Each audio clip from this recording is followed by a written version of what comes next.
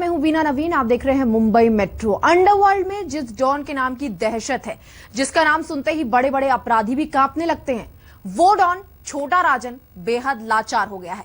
जी हां, इंडोनेशिया में पुलिस की गिरफ्त में छोटा राजन के बदन पर कैदियों वाले कपड़े हैं और हाथों में हथकड़ी। सलाखों में बेहद घबराता हुआ, कांपता हुआ नजर आया डॉन। देखिए आज तक के कैमरे में कैद छोटा राजन का एक्सक्लूसिव।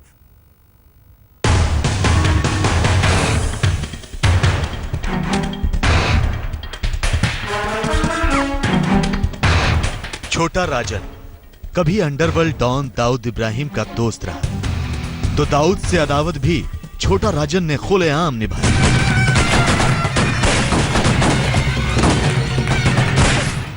सच ये भी है, अंडरवर्ल्ड की दुनिया में दाऊद इब्राहिम के बाद किसी का नाम आता है तो वो है छोटा राजन।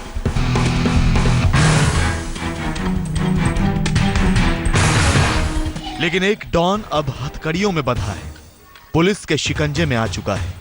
ये वीडियो इंडोनेशिया के बाली से आया है। आप देख सकते हैं कि छोटा राजन को हथकड़ियों में जकड़कर जेल से अस्पताल ले जाया जा रहा है और छोटा राजन बैग से अपना मुंह छुपा रहा है। जी हां, ये वही डॉन है जिससे कभी मुंबई थर्राती थी, लेकिन आज वो एक कैदी बन चुका है और राजन को इंडोनेशियाई पुलिस की कैदियों वाली वैन में बिठाकर ले जाया जा रहा है।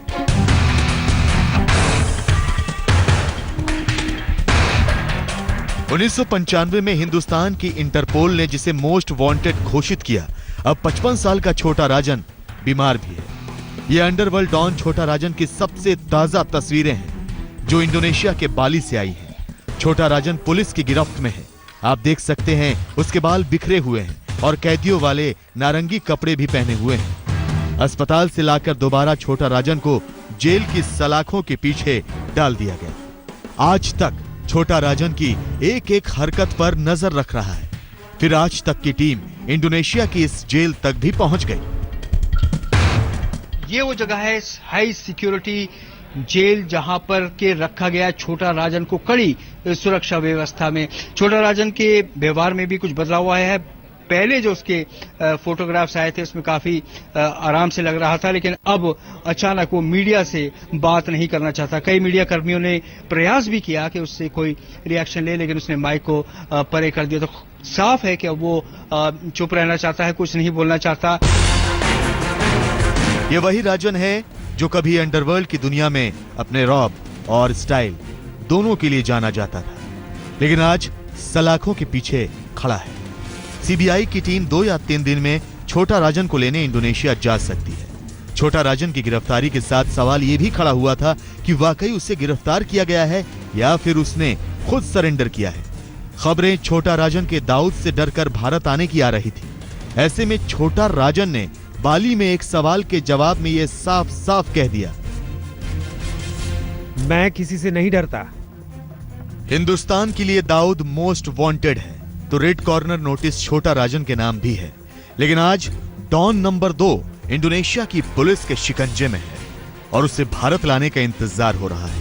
इसलिए नहीं कि वो मोस्ट वांटेड है, मुंबई का गुनहगार है, उस पर हत्या, फिरौती, अपहरण के केस दर्ज हैं, बल्कि इसलिए भी कि वो दाऊद के बारे में कई अहम जानकारियां भारत सरकार को दे सकता है।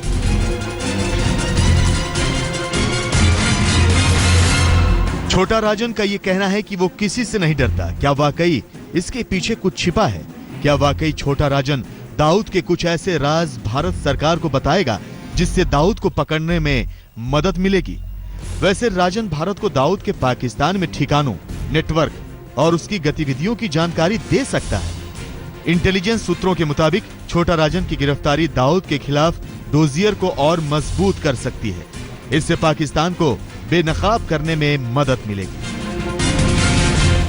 क्या ऐसा है कि छोटा राजन को अभी पकड़ा है, केंद्र सरकार को, महाराष्ट्र सरकार की ओर से सारी चीजें हम भेज रहे हैं, क्योंकि ये रेड कॉर्नर नोटिस जो है वो मूल रूप से महाराष्ट्र ने निकाला हुआ था और इसलिए जिन तथ्यों के आधार पर ये निकाला था वो तथ्य हम भेज रहे हैं। लेकिन साथ ही में हमारा मानना ये भी है कि डी गैंग जो है, दाऊद की जो गैंग है, जो उनके लोग हैं, उनको भी पकड़ना आवश्यक है। केंद्र सरकार उसके भी पीछे लगी है। छोटा राजन भारत की एजेंसियों के लगातार संपर्क में रहा। अभी तक तो वो दाऊद के बारे में काफी जानकारी दे चुका है और अब उसके पकड़े जाने के बाद एजेंसियों को दूसरी नई जानकारियां भी मिलना मुमकिन है। छोटा राजन से भारतीय एजेंसियां फेस टू फेस भी पूछताछ कर सकेंगी। ये भी जानने की कोशिश करेंगे कि दाऊद की डी कंपनी का धंधा किन किन देशों में चल रहा है। वैसे भारत ने हाल के महीनों में दाऊद इब्राहिम के खिलाफ घेराबंदी तेज की हुई है। यूएई और कई देशों में भारत दाऊद की प्रॉपर्टी सीज कराने का काम पहले ही शुरू करवा चुका है। सूत्रों के मुताबिक प्रधानमंत्री नरेंद्र मोदी ब्रिटेन दौरे पर भी दाऊद का मुद्दा उठाने वाले हैं। इंडोनेशिया से आतिर खान के साथ आज तक ब्यूरो। इंडोनेशिया में छोटा राजन की गिरफ्तारी के बाद अब सवाल दाऊद की गिरफ्तारी को लेकर भी उठ रहे हैं। अटकलें लगाई जा रही हैं कि दाऊद की गिरफ्तारी भी दूर नहीं, लेकिन सवाल यह है कि आखिर कब पकड़ा जाएगा दाऊद।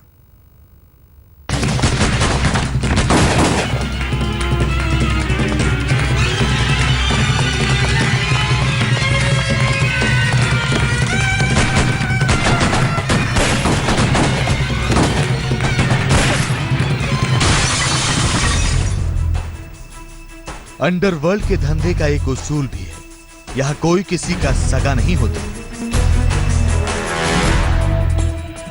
कुछ ऐसा ही हुआ दाऊद इब्राहिम और छोटा राजन के बीच। कभी मुंबई में साथ मिलकर अंडरवर्ल्ड का कारोबार चलाने वाले दाऊद इब्राहिम और छोटा राजन के बीच दोस्ती गहरी हुआ करती थी, और जब ये दोस्ती दुश्मनी में बदली तो दोनों एक दूसरे के खून के प्यासे हो गए। तू क्या सोचता है कंपनी तेरे बिना नहीं चल सकती?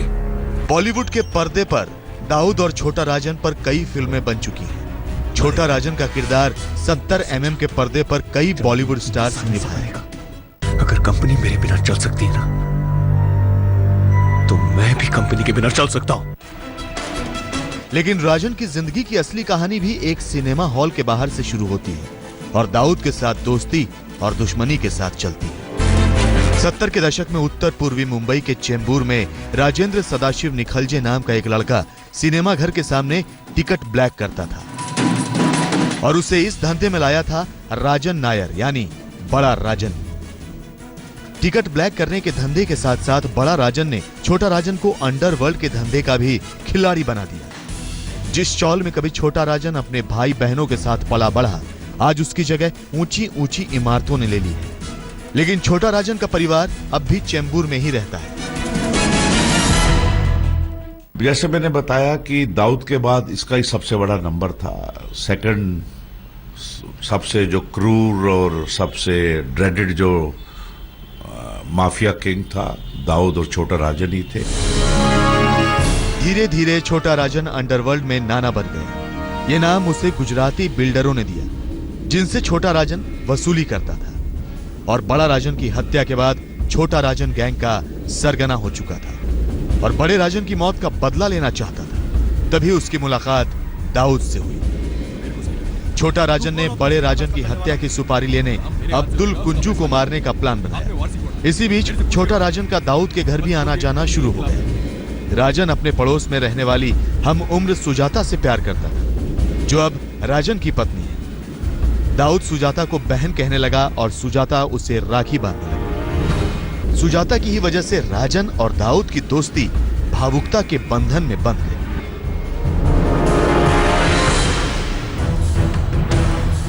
दोनों के बीच दोस्ती करीब एक दशक तक चलती रही। दाऊद राजन पर ज्यादा भरोसा करने लगा, जिससे वो डी कंपनी में नंबर 2 पर आ गया और 1986 में दाऊद के दुबई पलायन करने के बाद ही डी कंपनी को संभालने की जिम्मेदारी छोटा राजन पर आ गई।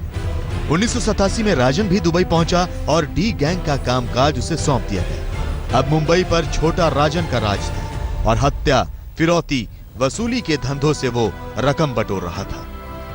लेकिन 1988 खत्म होते होते शकील अहमद उर्फ छोटा शकील भी दुबई पहुंचा। अब दाऊद के दोनों वफादार साथी उसके पास थे, लेकिन इस धंधे में छोटा शकील और छोटा राजन के बीच खटास पैदा हो गई। हालांकि दाऊद पर इसका कोई असर नहीं पड़ा, लेकिन जुर्म की दुनिया के दो डॉन एक दिन आपस में भिड़ ही गए। उस दिन हो गया छोटा राजन और दाऊद की दोस्ती का द एंड। और ये दोस्ती नफरत की उस इंतहा को पार कर गई जिसमें छोटा राजन पर कई बार हमले भी हुए। आज तक ब्यूरो।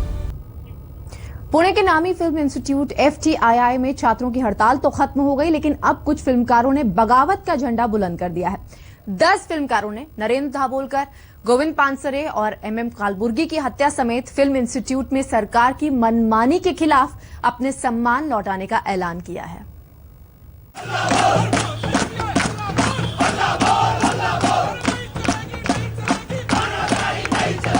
साहित्य की किताब से निकला विरोध अब रुपहले पर्दे तक पहुंच गया है। विरोध इस देश की संवेदना और मर्म पर लगती चोट के खिलाफ था, जिसके कारण आज 12 फिल्मकारों ने अपना नेशनल अवार्ड लौटा दिया, ये कहते हुए कि सरकार की नजर और नजरिया सबके लिए बराबर नहीं है।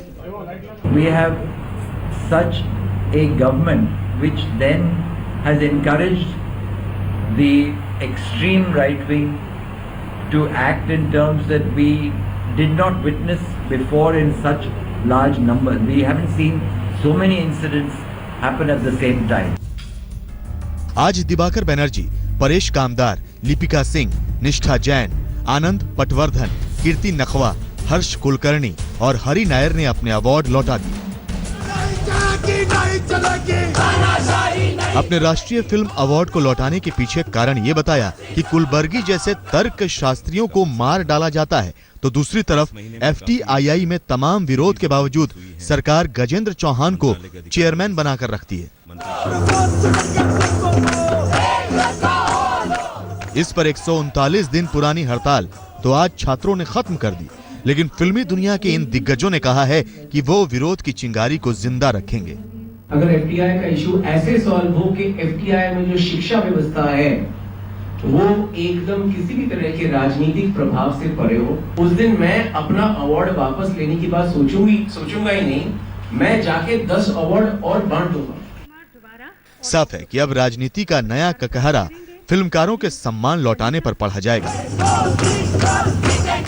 मुंबई से रोशनी अग्रवाल के साथ आज तक ब्यूरो। और जिन फिल्मकारों ने अवार्ड लौटाया है उनसे खास बातचीत की हमारे वरिष्ठ सहयोगी पुण्य प्रसून वाजपेयी ने। सवाल इस देश के भीतर पहली बार ये हो चला है कि क्या वाकई संविधान के तहत जो सम्मान साहित्यकारों को, कलाकारों को, फिल्मकारों को दिया जाता है, ऐसी स्थिति वाकई देश में आ गई है कि अब ये सम्मान लौटाने का वक्त है, या फिर सरकार कहीं उस पटरी से उतर चुकी है जिस पर यह भरोसा किया जाए कि वाकई संविधान की शपथ लेने के बाद भी सरकार संविधान के महत्व इस देश के नागरिकों की सुरक्षा नहीं कर पा रही है। आनंद जी, क्या यही सबसे बड़ा सवाल है? मेरे लिए यही सबसे बड़ा सवाल है, मगर हम एक स्पेसिफिक सवाल को लेके भी यहाँ पे आए हैं, वो FTII का इशू है। मगर देश में जिस तरह से कत्लेआम हो रहा है लोगों का, यानी जिस तरह से आप बीफ के बारे में है या इतिहास को फिर से लिखने की बात हो रही है, ये लक्ष्य हमें लगता है कि ये पटरी से उतरने के लक्ष्य हैं। नहीं, ये बेचैनी क्यों है? आपने प्राइम मिनिस्टर और प्रेसिडेंट के लिए ये लेटर तैयार किया, हम दर्शकों को दिखा दें। ये लेटर तैयार किया गया है और उसमें जिक्र किया गया है मोहम्मद अखलाक का, जो दादरी दिल्ली से सटा हुआ इलाका जहां पर जो कुछ हुआ। ये बेचैनी अब क्यों, या ये बेचैनी होते होते स्थिति में आ गई कि अब लौटा दिया जाए? नहीं, ये लौटाने के बारे में हम सोच रहे थे जबकि FTII का स्ट्राइक चल रहा था। हमें लग रहा था कि सरकार बातचीत करने के लिए तैयार ही नहीं है और मतलब की बातें करना नहीं चाहती है। और ये आज 140 दिन के बाद हम रुके रहे, हम आज तक रुके रहे, मगर आज हमें दिखता है कि ये सरकार बात करने के लिए तैयार ही नहीं है इस इशू पे। दिवाकर, ये सवाल जो उठाया आनंद पटवर्धन जी ने कि संवाद सरकार के साथ बन नहीं रहा है।